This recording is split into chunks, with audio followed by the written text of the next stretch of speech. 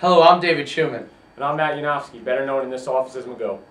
Welcome to the Shu and Magoo mini show, where we're going to talk about the hottest sport topics out there, especially related to the topics of football. Okay, finally, we were talking about Cam Newton earlier, and there's a whole bunch of things being brought to light with respect to what is Cam Newton getting. Was he getting money when he was at Blinn Junior College with his recruiting?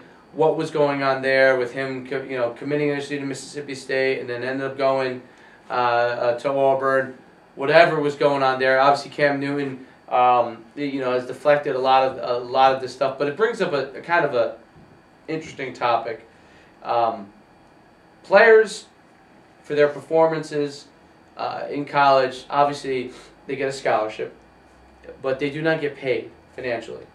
And many of these players, and you have the issue, same thing in basketball too, many of these players don't have the financial means to be able to get themselves something. Sometimes they do, sometimes they don't. Whether it's getting a snack, whether it's going and getting themselves a meal, whether it's taking a girl on a date, they're not able to do that. Okay. You Dave. They're not able. I do at some point he would be able to control himself. Producer, next topic. So Cam Newton. So it brings up an interesting topic about, financially, how do we get these guys who come from backgrounds, and I'll give you my take on it after you go, but is there something we should do for them, or should they just be happy with getting a free ride, a free education, which you probably didn't get when you were going to school? I was lucky enough to get, okay, and should they just be happy with getting a free ride, an opportunity to get themselves a college degree for free? I think they absolutely should. This is one of the ultimate hot topics in sports. Now you have guys like Cam Newton that schools are, directly banking off of. People are coming to see him. People are going to Happy Valley in 100,000. People are going to Michigan in 120, 130,000 to see the games. They're coming to see. So they should get some money. Is what and you're the saying. Players. Let me finish. Now the tough part of it is where do you draw the line? You could say, okay, well Cam Newton is here. He gets a big salary.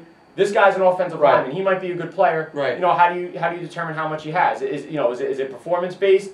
What if he gets hurt? Does he get that? What if he fails his grades? Then he's a pro. If he's failing his grades and everything, does he get kicked off the team? Does he lose it? I mean, there's so many gray areas of this, that it's going to be tough to do. So what do you do? And the other end is you also have to look at some of the schools, the small schools that offer football scholarships that aren't making money. Some of these schools do not make money on football. There is such a huge gap between a school like Michigan and then a tiny school that might be one in 9 that's down here that's running the program and giving kids a free scholarship to what might be a great academic university. For a school like Yale where kids are getting football scholarships and they're getting tremendous academics, and a school like that might not make money on football. So it's extremely hard because there's such different levels. It's not like the NBA where every team is a pro team loaded with pro athletes. The top Division I teams and the bottom level Division I teams are, way farther apart than, let's just say, the Minnesota Timberwolves and the Miami Heat, if you get what I'm saying. So it's very hard to put numbers and gauge that. So should we give them something? Right now, I'm saying no. I'm very torn on it. I'm saying no because it's just so hard to have a number, and there are going to be so many different questions. And look, I mean, the kids are getting a free ride, and I do understand that a lot of them don't have money to afford things, but I'm sure that there's some type of loan they can get to help them out. Well, I'll give you, when I went to college, we had Pell Grants, okay, where you can get a certain amount of money if you financially were disadvantaged, and they had some things like a shoe allowance, I think, from the NCAA. It was a very small amount. I don't remember. Was the shoe allowance named after David Schuman? So they have, I'll tell you, man, unbelievable. So there's a shoe allowance that that was allowed there. See, you can't even stay on topic. That's the amazing part. I mean, can we harness the ADD so we can at least address the issue? Let's get right to the important thing. Is simply this: there has to be something for people that are disadvantaged to understand. Number one, what financial resources are out there that they can get money, because there is some financial aid programs like a Pell Grant that gives them money where they don't have to worry about. Now, I don't remember exactly what it was, but I remember it was something like $1,200 a semester. If you think about that in college, what do you really need financially throughout the course of a semester? I mean, do you need more than $200 a month? I don't know. I mean, if you're getting food paid for in scholarship, if you're getting all your food paid for, your room and board, and your books paid for, what more do you need? But it's a very interesting issue. I do believe that the players that are financially disadvantaged should have some sort of stipend in order to be able to get through the basic needs. Yes, the scholarship covers everything, but you know what? They are making a lot of money on their jerseys when they sell them, okay? And there needs to be something that the kids, the athletes can fill out if they're financially disadvantaged that gives them a certain amount of stipend that is regardless of what kind of player they are. How would you define financially disadvantaged? You know, now you're going to have all these financial aid. Yeah, you're going to have all these people saying, you know, oh well, my dad just lost his job. Well, he was making X amount of dollars. dollars. You know, you fill out financial aid. You have to define that. That has to be clearly defined because you have all these different people that are going to be applying for it. You could clearly define it. You can clearly define it because the government clearly defines it when they're giving out financial aid to students, so they can clearly define a certain amount of parameters in order when they divvy out financial aid to disadvantaged scholarship players. Well, and I think that's somewhere. Now, are they going to be happy? Is that going to be like you dropping a 50 grand in a duffel bag at my door? No. Or is that like leaving a leased truck or an Escalade for me at the door? No, that is not the same thing. But at least when people, when they do get money illegally in that situation, nobody will then have that argument saying, hey, well, no, you're taken care of. You've got a scholarship, you got room and board, you got books, you've got a financial disadvantage stipend, and you have an opportunity. Now, when they're cheating, they're cheating. They're taking money, they want to be a pro, then there should be sanctions. That money all has to be accounted for too, you know, because this kid could say, oh, I need Where's it going, in your pocket? You know? No, I mean the money that the disadvantaged athletes have, they're gonna have to account for it. I mean, you know, hey, don't touch it, Magoo.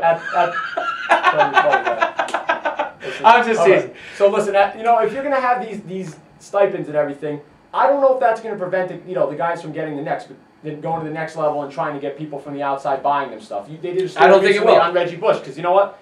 It's almost like it's never enough. You know, you look at a guy who's making $50 million, he wants to make $100 million. Who's to say that this kid who has nothing gets a stipend, you know, and he wants more, he wants more, he wants more, and that you know, that's where you have, you know, someone come from the outside, you know, a booster type guy, and he's going to try to offer these kids money. That is very hard to stop. Now, a lot of guys have been caught, and you know what? I don't even. But that argument will be gone. I don't even know. Won't that argument be gone? Won't their argument be? So now, you know, the old argument they go back to is, I'm poor, I'm not getting anything, I have no way to take my girlfriend on a date and take her to dinner. And you know, I like dinner. That's not the school's responsibility. Yes, absolutely. And I think doing that will eliminate that argument, show them the opportunity for it, and then when they break the rules, now you can go and you know what? Yeah, did they take money? Did they investigate someone taking money? Yes, they did. Sanction them. Now, why should you're talking about the kid taking his girlfriend out to dinner? Why should government money go towards that? It should be directly towards school if it happens. Now, I think if that situation, you know what? There are a lot of athletes that get jobs. You know, college athletes aren't paid, and if they want money, you know, and they didn't work over the summer, they get a job. You know, whether you're a great football player or not, they can only make the NCAA only allows them to make a certain amount of money. So that's during the course of the year. So that's something that the athlete will be right on is that they can't. I can't go and get a job if I'm on scholarship like somebody else. I'm playing football is 40 hours a week. Right. You know, and then you're gonna expect me to go get a full-time job on top of that. What about the off season? I mean, they're contributing more money and revenue to the university than the person working in the bookstore making, I don't know, $10 an hour working for the university. Person selling that jersey that's Cam Newton's jersey that's flying off the rack. They're selling that jersey. They're making $10 an hour. Cam Newton can't even have that job because he's got to go and play football so they can sell that jersey. Right. So they can sell, if they can't sell that jersey, if they can't sell that Cam Newton jersey, okay, that's a lot of revenue lost for the university. Right. So why shouldn't someone who's financially disadvantaged get a step, something equivalent to someone who's working, and I'm not saying make it something crazy, but I'm saying you work in a bookstore, you make $10 an hour, you work 25 hours a week, okay, as a student. That's maybe equivalent to what that football, not close, but close to equivalent to what that football player is putting in during the whole course of the year, okay? And summers are expected to be there. So why shouldn't they get $250 a week just like that student gets $250 a week? Because you know what? They've got a full-time job besides being a student. That's playing football. Now everyone says, yeah, you know, you're on full scholarship, you have a talent. But you know what? If they weren't making money from it, if they weren't making money from it, then you know what? Your point would be 100% valid. Well, but the minute you monetize that, the most important thing for you is to go to the national championship game. Cam Newton leads that team to the national championship game. Yes, he's got a scholarship. Yes, it's his job to get a college education. But that money that comes in because he helps lead that team to the national championship is not $100,000. It's not $200,000. It's not $1 million. It's $20 million. And not counting the whole entire year that they're filling the stadium. Well, there's also so many other guys. Like I said originally, now you have Cam Newton doing a great job, obviously running. Ain't nobody paying us to do it. No, and you know what? The fact that Cam Newton is the big star, that's great. But there are all these other guys who can make impacts, and who's but each one of those guys. And you know what? Here's the solution, and something I meant to say a while ago. You know what? This is something that we like to talk about when we have athletes coming and asking us questions. If everything is done by, it is fair game. Because you're going to have, when you have the financial thing, there's an argument. Oh, well, why deserve it? He doesn't. My dad lost his job. I can't afford it. Right. This kid's parents might not be educated just because they're uneducated. They don't have money. Why is that my problem? Right. Or if Cam Newton's making this, oh, well, he's the running back, but I'm blocking for him. Without me, who's to say this? The offensive coordinator. But if each one of them were making... the offensive coordinator could want to raise, and so on. You could have so many different ways to go with that. But it's now, even. The ultimate way, I think, to be fair with this, is for outside companies, whether it be a company that sells jerseys, whether it be an autograph show, have the right to offer anyone endorsements. Now then it's fair game. Well, if they offer endorsements, I'm not talking about kids being paid by the school or by the NCAA. If schools, if Nike or Reebok or Adidas or whoever, has the right to pursue any NCAA athlete, Division I, and offer them endorsements and do commercials, it's fair game because it's their choice. But then you're bringing Asians into the game. Then you're saying, okay, you fix this game, okay, and I give you the endorsement for Nike. You fix this game, and I'm being extreme, and then I get this. It has to be something that's even. Who's to say that doesn't happen right now? That's regulated by the NCAA.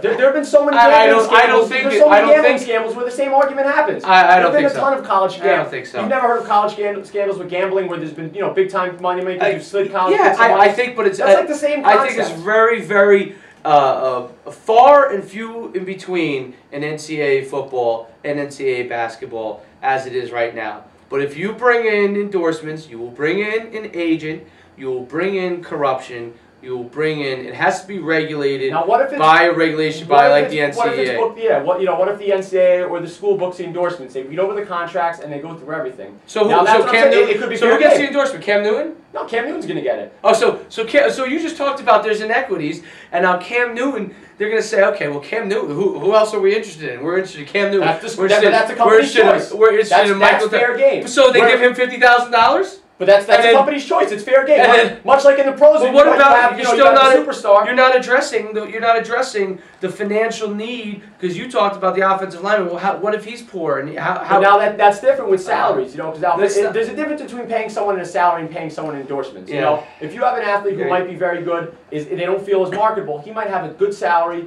This will be cool when our music starts to hit and we go, wrap it up, Magoo. Well, I'll wrap it up.